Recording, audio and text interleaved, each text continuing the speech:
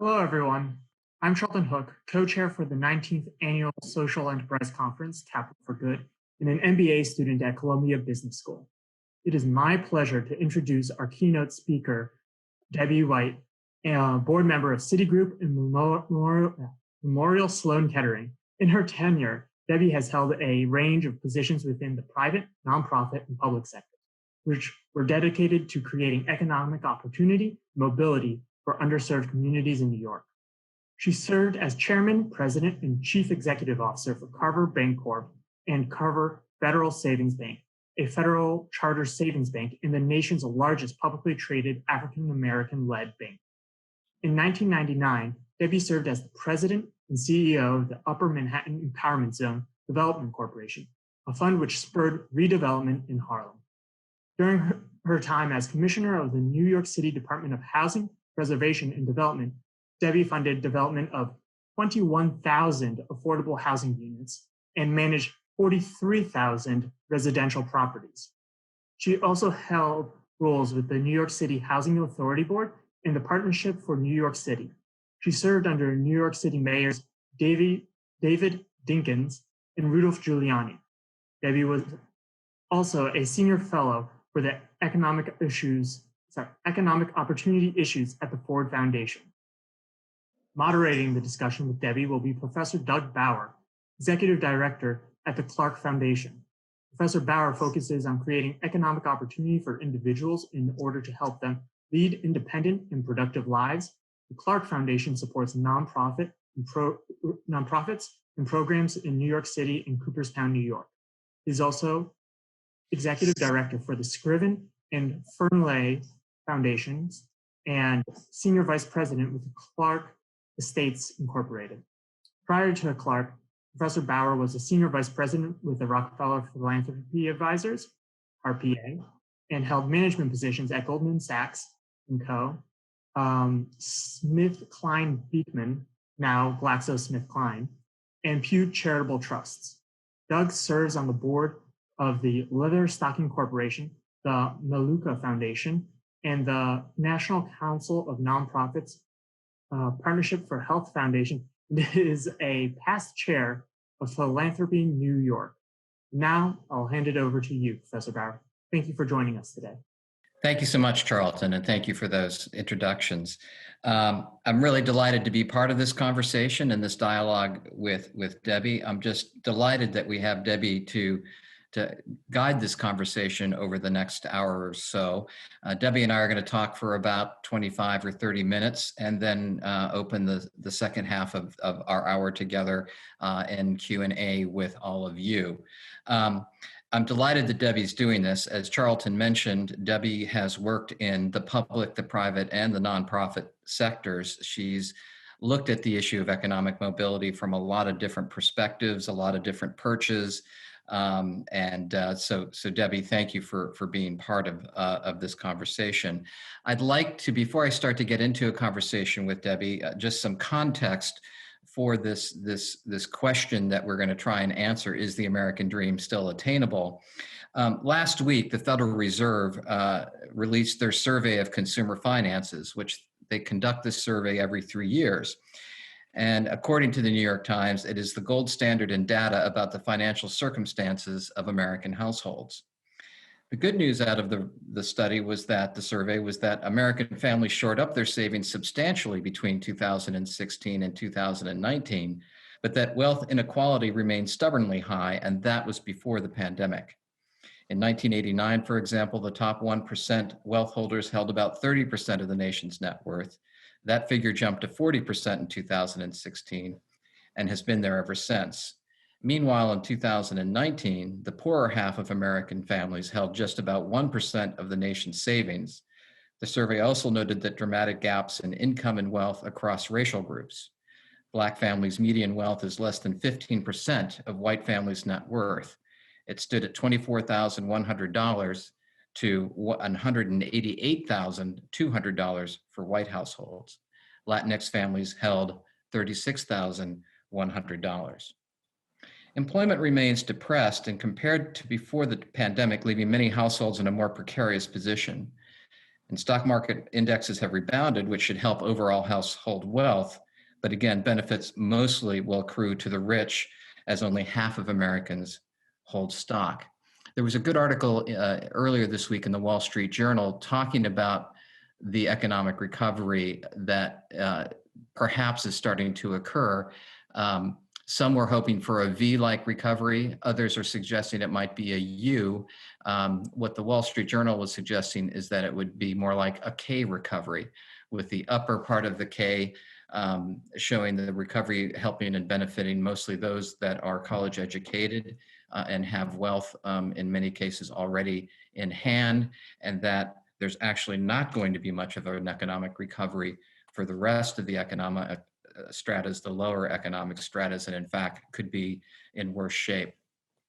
And the one thing that I would share before I start to ask some questions of Debbie is, as my students know, I'm a big fan of no stories without data and no data without stories. I'd like to share one story with you, and this was actually from the New York Times article of last week talking about the Fed's survey of consumer finances. And so let me just take about 30 seconds to read this.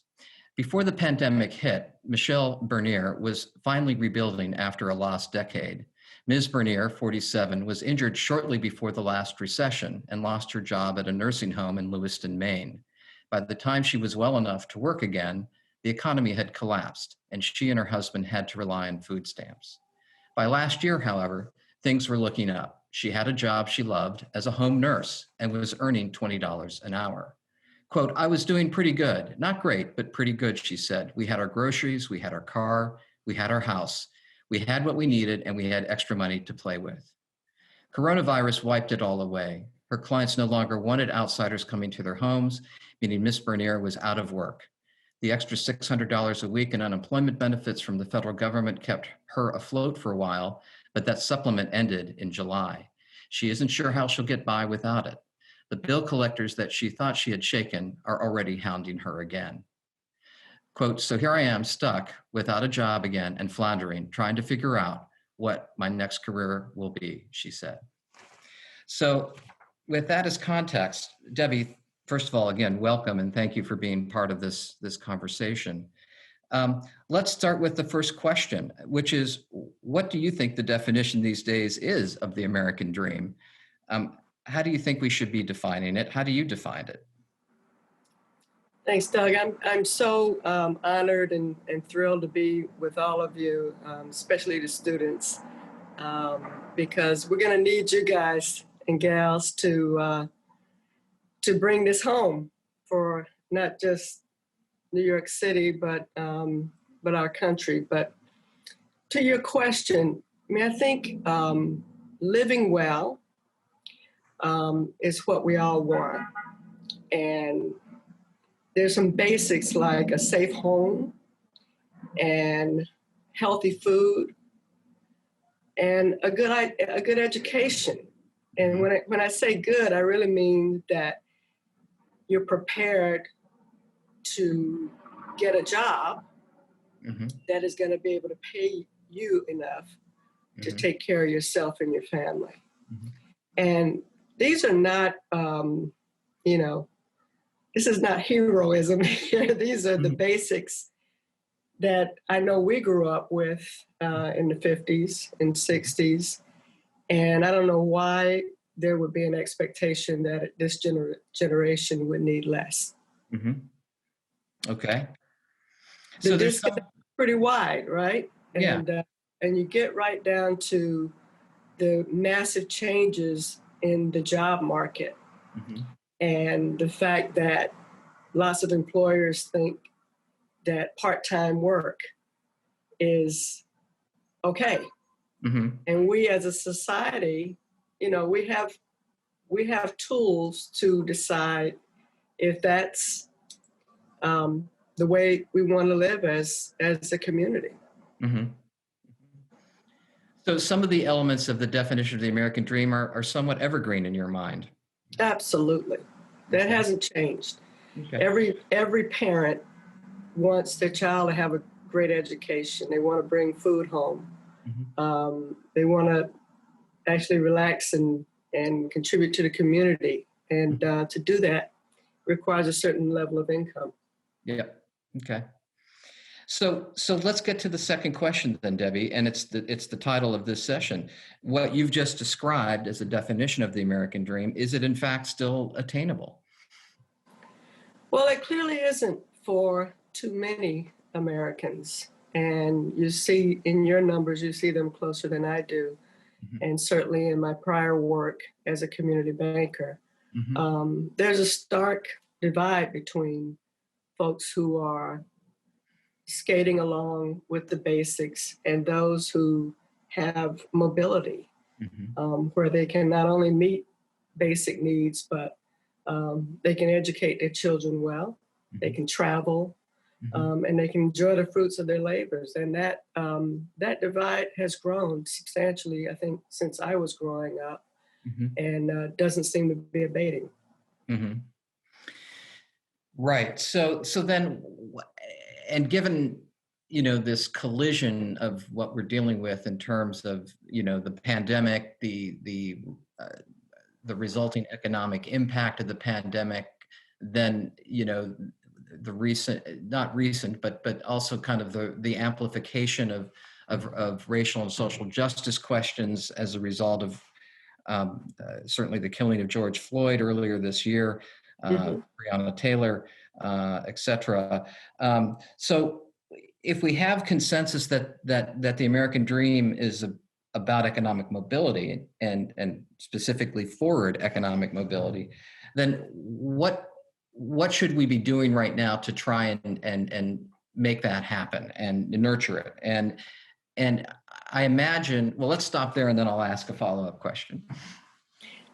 So it's going to sound really wonky, especially for the students, and I apologize, but I would point to two things. One is the tax code, and the second is public education. Okay. So on the tax code, I mean, again, it's embarrassing and corrupt. Mm-hmm. Okay. And, I pay somebody an unbelievable amount of money each year to do my taxes because I can't figure it out. Mm-hmm. And that ought to scream at you as any taxpayer, any citizen, that it just shouldn't be that complicated. Why is it that complicated? Because we have, all of this mishigas in Congress with, mm-hmm. somebody's got a favor to do, and then all of a sudden you've got this paragraph in there that you have no idea what it's about, except somebody made a contribution. So I'd say, let's face that. Mm-hmm. Let's face the graft that's built into mm-hmm. Our tax code, simplify it, make it reflect our values as a nation. Mm-hmm. And then second, education. I mean, the Black women that were smart in my mother's generation, the best job they could have was being a public school teacher. Mm-hmm. And they poured their hearts and minds and souls into all of us. And those ladies now aren't public school teachers anymore. Mm-hmm. They're out, and about in a broader universe. And part of that is terrific. Mm-hmm.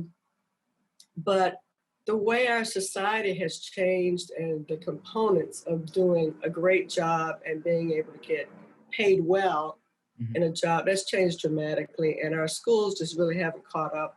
Mm-hmm. And I don't think we have, as a society, made that a prioritization mm-hmm. and understanding how much investment is going to be required to do that. Mm-hmm. So I'd stick with those two, which is let's deal with the money. Mm-hmm. And second, let's get our kids educated for current needs versus the last. I would say one last thing. This may sound controversial, Doug, but I would say the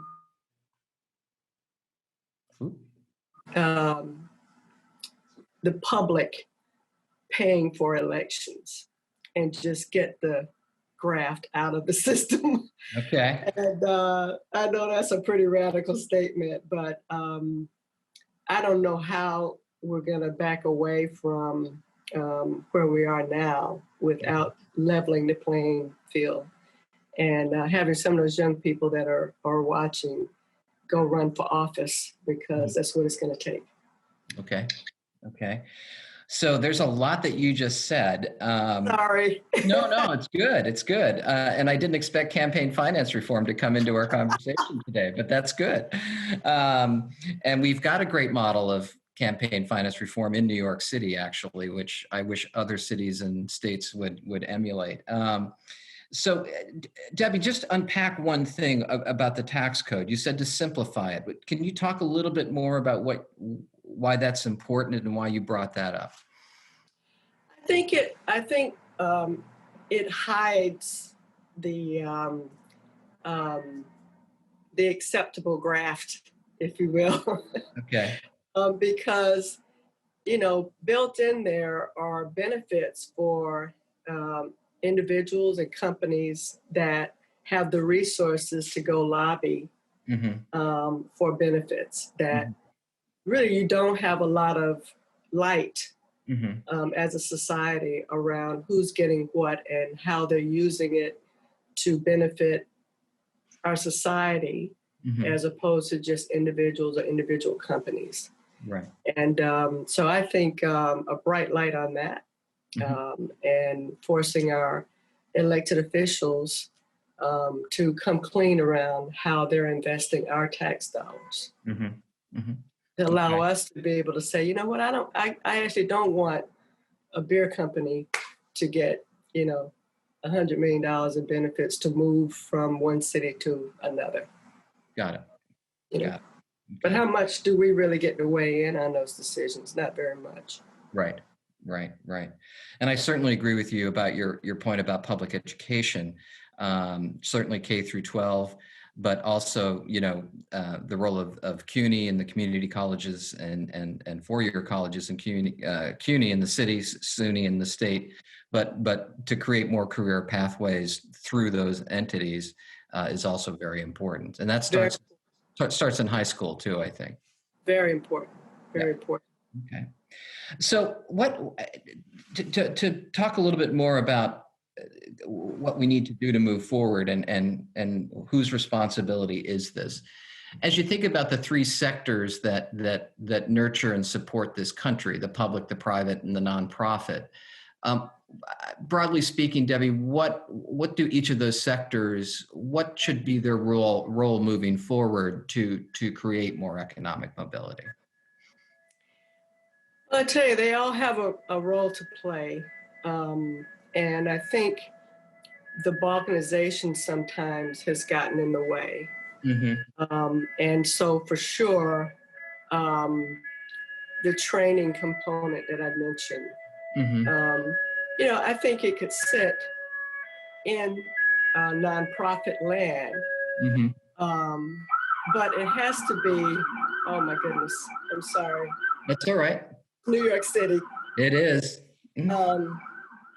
But the core thing is that we have to make sure that the sectors are aligned, because we've had some periods in our journey where there's a lot of job training going on, but it's not relevant to the fast-moving nature of the requirements of employers. And so then you get into a frustration where the employers are saying, gee, I hire these kids out of high school and they can't read or whatever it is. So, we have a lot of large organizations that, do press releases and that kind of thing. But at the end of the day, there has to be hands on deck with the primacy of a good public education.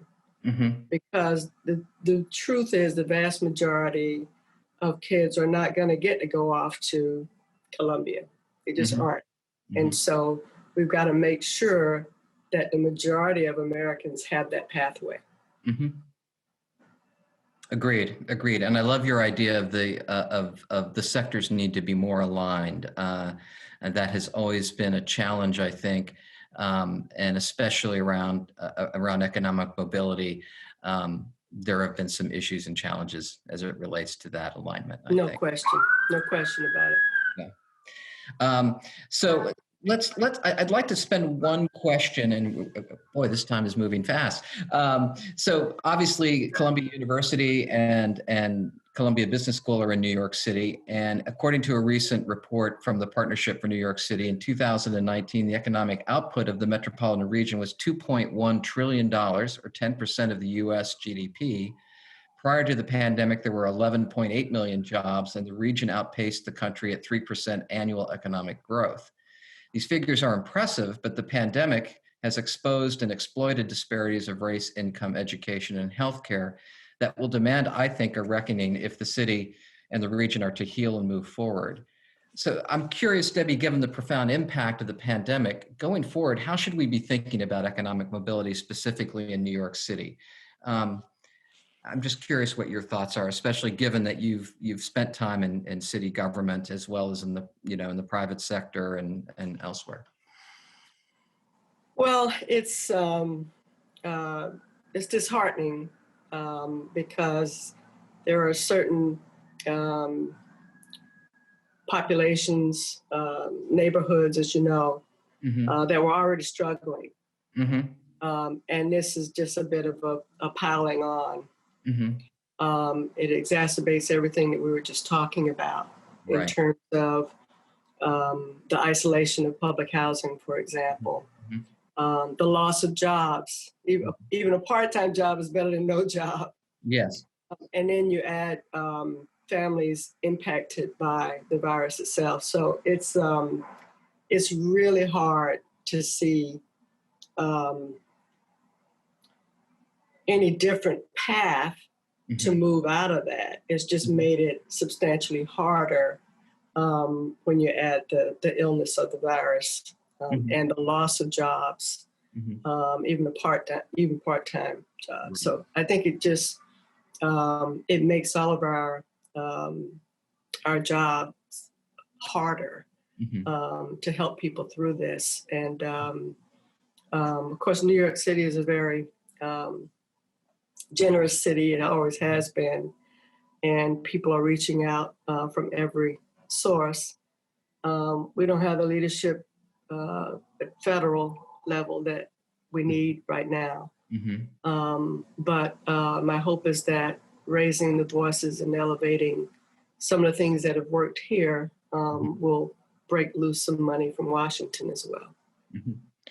Yes, in fact, that's a great segue, Debbie, because in our pre-session conversation and preparing ourselves for this conversation, you were very clear that you felt government really needed to step up, and government resources are going to be constrained, and right now, forecasts suggest that constrained resource issue will be in 2021 and beyond, unless there's another federal recovery package between now and the end of this calendar year, and or if there is in fact the Biden-Harris ticket is elected and there's a blue wave in the Senate, which and the House is held by the Democrats, then so knowing that government may make that investment, it may not be enough, then what do you think government can do right now? And if government can't do much,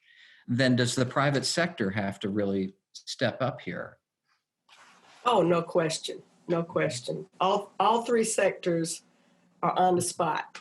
Right. Let me be clear. That having been said, as you well know, again, the dialogue and the balkanization between parties, all of that is really having an impact. And I think this is where cities like New York, where you've got all these bright people that you've got sort of, my generation has been through different wars and seen different ways to tackle these issues. You've got our students on as well who love rolling up their sleeves And there are pockets that I think, when I was a young pup out of graduate school, and I came here to work on Wall Street and was a complete failure, and ended up at the New York Partnership.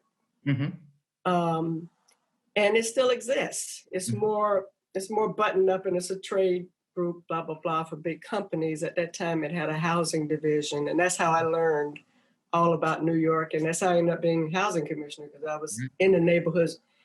But those investments of private money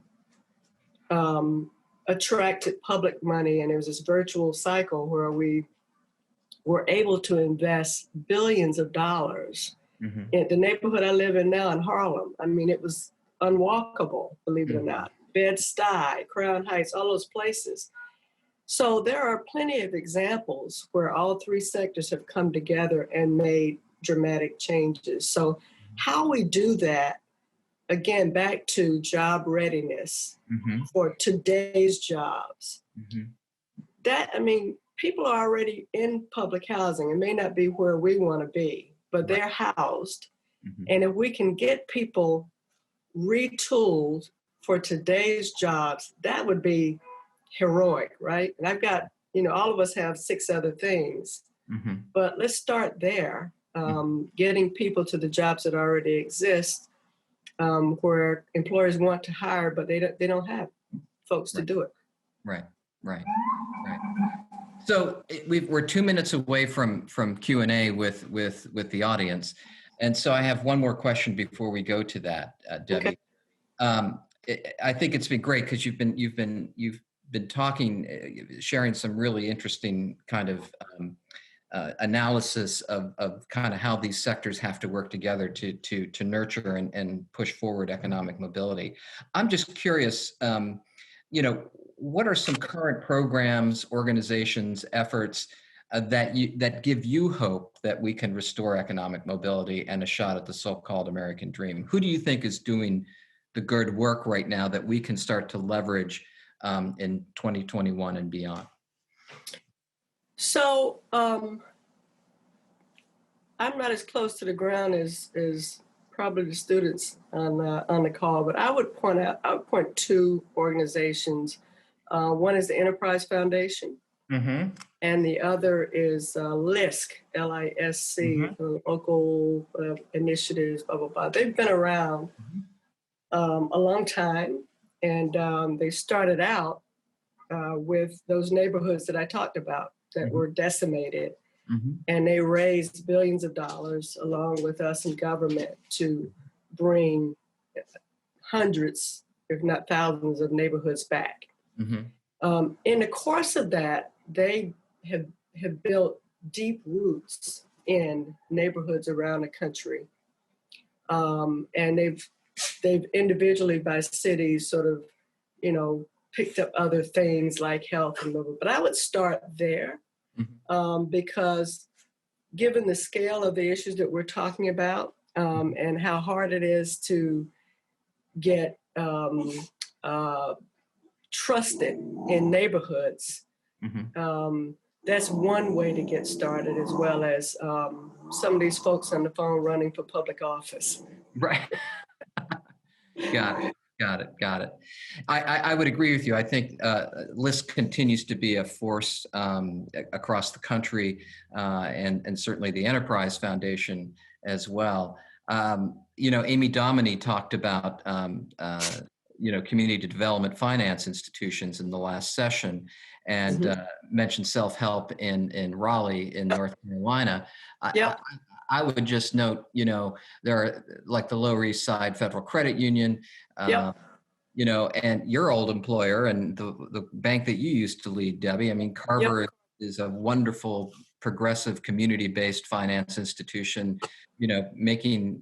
Investing through Carver would also help. I'd also put a shout out for Axion as a place that's nurturing. Wonderful organization. Businesses. And then finally, as it relates to job training and workforce development, I would certainly note Perscolis which got its start in the South Bronx, still headquartered in the South Bronx, now a presence in Brooklyn, but now working across the country, creating a tech talent pipeline for the IT industry, has been a fantastic success story, Yep. and gives me hope. Yep. Absolutely. Yeah, good. Spot on. All right. So we have like 28 minutes left. I think, Charlton, I see there's some, at least looks like 8 questions in the queue here. Do you want to kind of share some of these questions and we'll field them and Debbie can give her thoughts? Sounds good. Thank you, Debbie and Doug. As you said, we have quite a few questions in the chat. If you haven't had the chance already to do so, please submit any questions through the Zoom Q&A feature and make sure to upvote questions which you would like to be answered by our keynote speaker. So for the first question, we just heard a panel on impact investing. And in that light, do we still need philanthropy and ESG? Is impact investing additive or subtractive to philanthropy? Oh, for sure, because there's a big difference between grants and investments. And so they reinforce each other. I think there's one of the things about the impact investing industry is there's this notion that you can make these very hard investments and generate, 30% return on equity. And that's very rare. Mm-hmm. So there are some baseline investments, like some of the ones we were just talking about, which is quality job training, mm-hmm. that are not going to be profitable. Mm-hmm. At least not at the beginning. It's going to be hugely beneficial for the whole ecosystem, but it's not going to earn, for investors. So that's one example among many. If I can chime in here, Charlton, this question of is impact investing additive, subtractive for philanthropy, I'd reframe the question. I think they're complementary forces. Yep. And, I would, as my effective philanthropy students know, the class I'm currently teaching in the fall semester, I've said that philanthropy is the passing gear for society. Its job, if you will, is to help fund ideas that are going to accelerate social change. And we should also remind ourselves that we do that work through the nonprofit sector, in part because we know there are things business simply are not going to do because it's not profitable. And we know that government probably won't do because it's not politically popular to do so.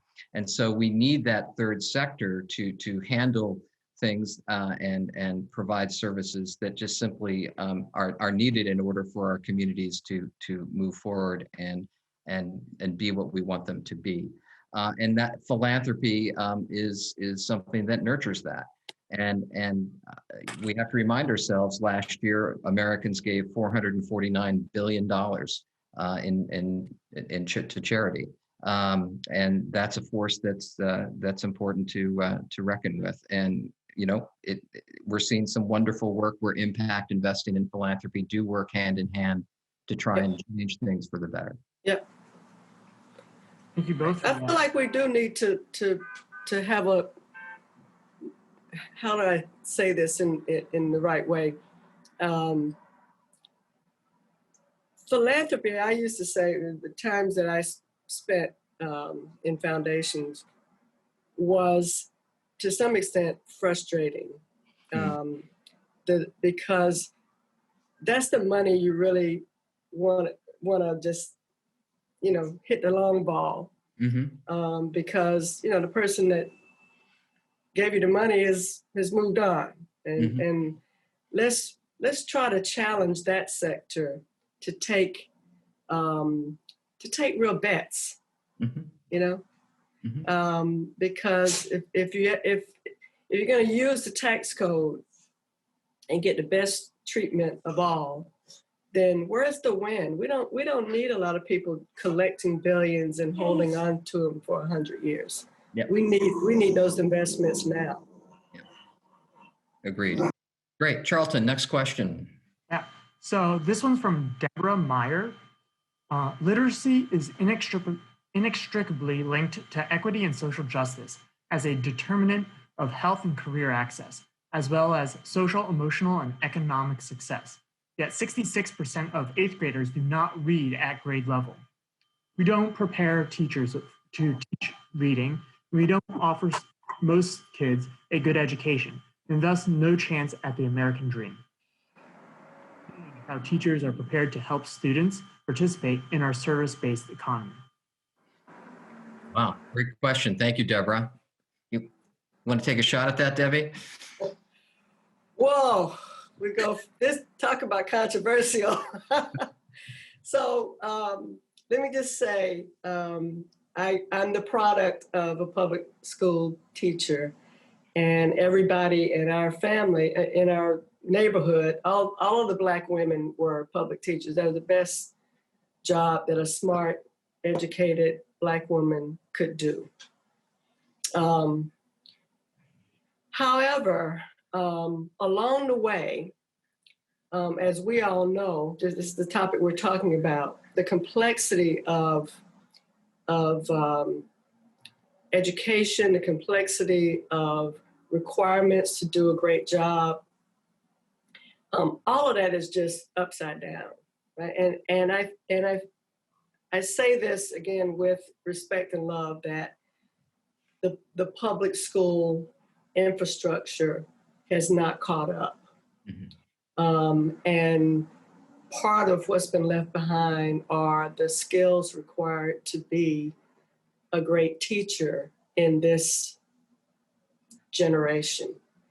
And so there is absolutely no way we as a society are going to succeed if kids don't come out of high school prepared. And you talk to any CEO in the Fortune 500 and they'll tell you kids show up and they have to retrain them on some very basic things. And so that dialogue is happening in some lots of rooms like the New York Partnership and others. Mm-hmm. But we really do, I'd say tear up the tax code.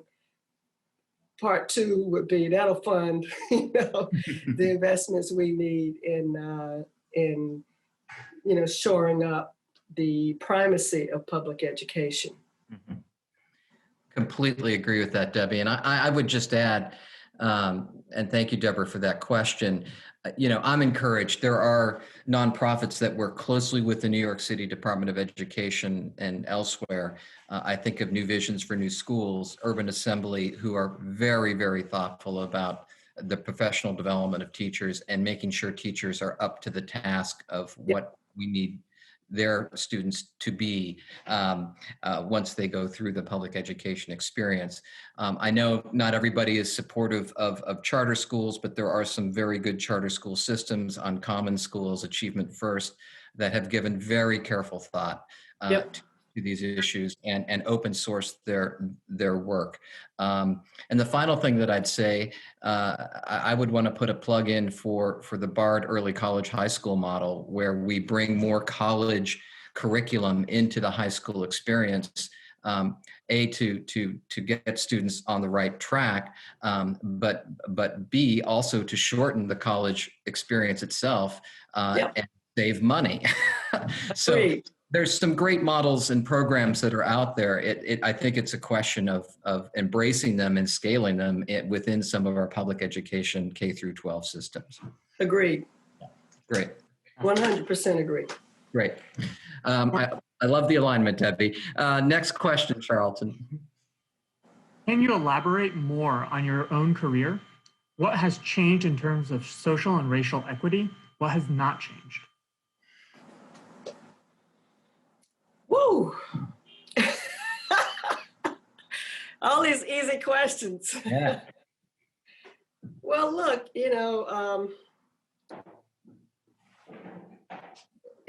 it's hard to even remember back to a day where, I remember how our parents, we walked to school in Dallas, to our elementary school.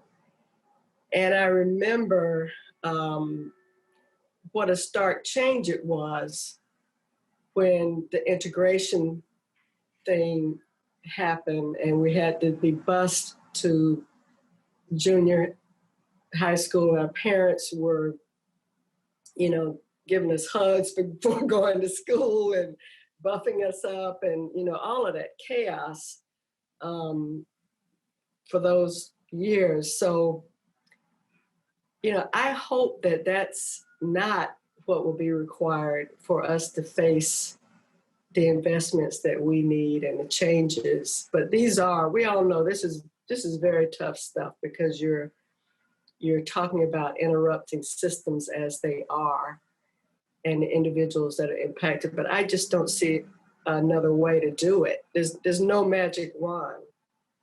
And so it's the unions, it's the parents, and it's communities and employers. And it's not like they aren't in rooms together, but I'm not sure if we're speaking the hard truth and prepared to do what we need to do. Thank you, Debbie. Sorry for that long-winded No. answer. No, good, very good answer. Charlton, the next question, please. How do you see the role of the private sector in retooling for today's jobs? Good question. Thank you. Debbie? I think they're already at it. Yeah. And I don't know that they're happy about it. But because I think if you were having a drink with most Fortune 500 CEO, they would say, shoot, why can't I get people that have graduated from high school that are ready to go? Mm-hmm. And so they've made the transition, bigger HR departments, funding, lots of training, and then trying to hold on to people because then they trade them and they trade out for $1 an hour more. Mm-hmm. But there's something I think deeply inefficient about that. And it also disadvantages kids and young adults and others who can't get through that maze of a private job. Mm-hmm. So I do think it's in all of our interest to make sure that kids leave high school ready.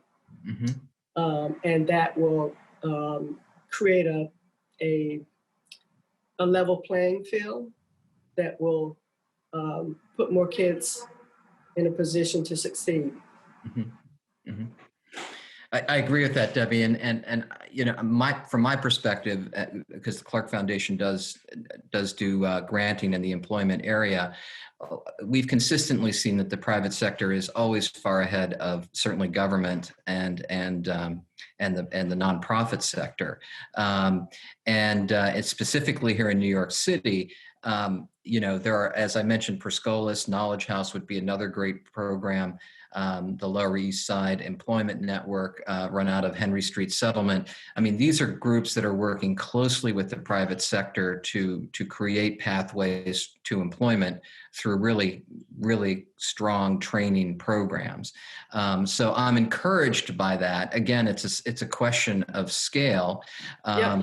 And I don't want to sound overtly critical here, but I think one issue that we've struggled within New York City is that the current administration has not been as, shall we say, friendly to the private sector on these kinds of issues as it could have been, and has been more a hindrance than a help. And so that's been a particular hurdle to the local area.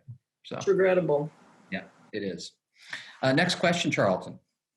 In terms of job readiness and worker mobility, what training job switching programs are most effective, and what role does housing insecurity play in worker mobility? That's another easy question, Debbie. Oh boy. Well, I think we've gone through the half of the question around the fundamental nature of job training being closer to the ground where employers hire and live and work. It's just got to work. And there are a lot, we just have to acknowledge that a lot of programs just are not.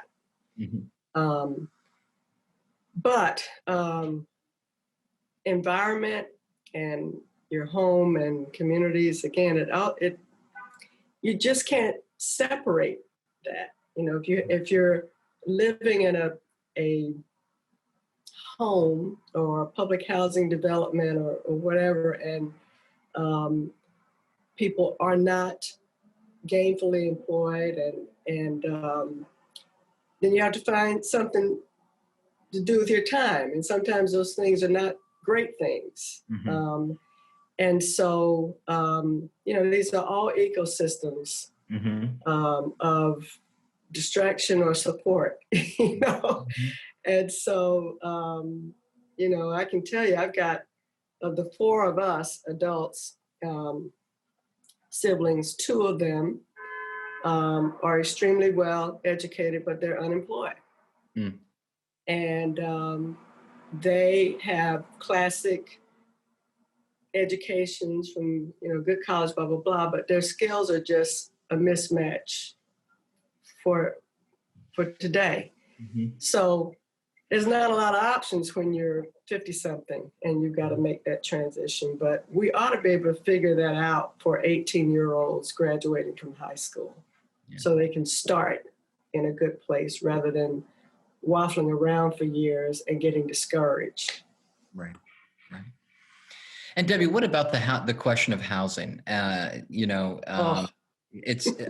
which to me is the big hairy issue, in specifically in New York City. I mean, you know, we just see it continue to be an issue for people to make a transition, you know, if you will, back to a mainstream, you know, life, and in a sense, you know, on the trajectory of trying to attain the American dream, to come back to the title of this session.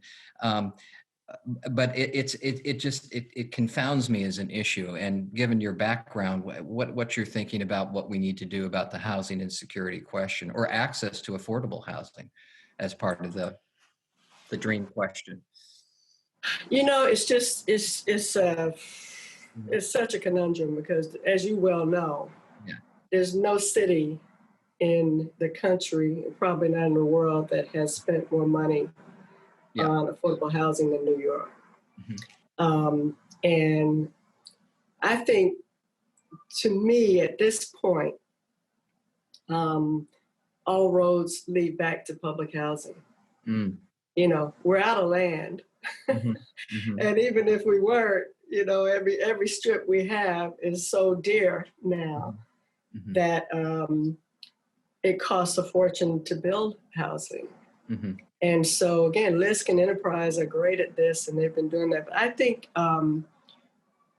you know, if we had the political courage to revamp public housing, we could take a floor and create micro units instead of having a senior citizen in a 3-bedroom because she moved in there 20 years ago. You know, I mean, this is going on. And so, but that is, I don't think it's a financial constraint. I think it's a political constraint. And so someone's are going to have the courage to do that. And that really comes down to politics. Charlton, how about the next? We've got about, by my count, about 7 minutes before we ask a wrap-up question of Debbie and wrap up the session. So, Charlton, let's try and get through a few more questions before we have to wrap up. Sounds good. This one's from Yusuf Bolden. Community development in urban areas usually involve removal of current residents and gentrification. How do current residents overcome the racial disparities in obtaining these re-improvement zone investments and grants? Yeah, it's a little bit of what I was talking about a few minutes ago, the fear is that residents who have long lived in a neighborhood can't afford the neighborhood once the renovations and so that goes back to public housing, where you have you have very stringent guidelines and rules around income and assets. And so you may not be able to buy a townhouse that's being built or an apartment that's being built, but you should be able to live in a quality apartment and affordable, because we already have those buildings. And so the question is, do we have the courage? We can find the money to revamp public housing, unlike other cities that lost public housing because it just fell apart. So I really think that is the key. And obviously, again, I mentioned Liskin Enterprise. They are building it's home ownership for people of moderate and middle income, but it's not for the poor. Thanks, Debbie. And thank you, Yusuf, for the question. I would just add, in the last 2 weeks with all the craziness in the news, people may have not seen that Industry City in Brooklyn, that development was essentially kind of put on hold, in part because the local city councilman there in Sunset Park decided that he did not want to see it further developed for fears of gentrification. And it was kind of a repeat of the whole Amazon debate in Long Island City. And I would just say, I think it's really important when decisions like that are made, because that stopped millions of dollars of investment in that part of Brooklyn, which would have followed with jobs. Possibly the developer of Industry City was very clear that there would be affordable housing in that footprint. And yet the decision was made that it's not going to go forward. There needs to be almost an autopsy or a postmortem on the discussion as to why that happened, because I think that if we have more Amazons and industry cities and we don't understand why decisions were made the way they were, it's going to be, I don't know, Debbie, to me, it creates a chill in New York City around trying to find public-private partnerships to try and address some of these critical issues like affordable housing. How do you see it? Well, I thought it was tragic and a failure on the part of the public, neighborhood, and private sectors to come together and hash it out. And I understand the distrust for all the reasons we've been talking about. For sure.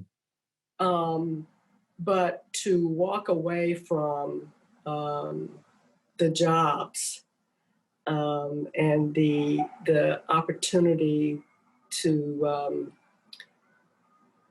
transform families by having, a solid anchor financially was heartbreaking.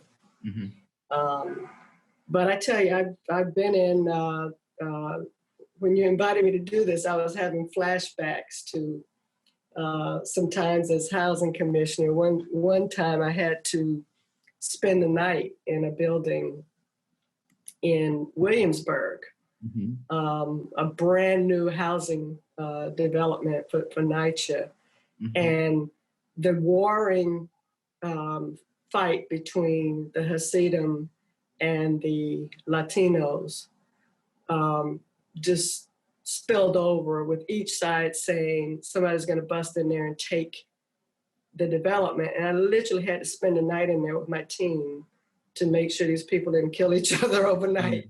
And that was 20 years ago or something. And so here we still are. We haven't found a way to come together on this, and we must. Right. Yeah. Agreed.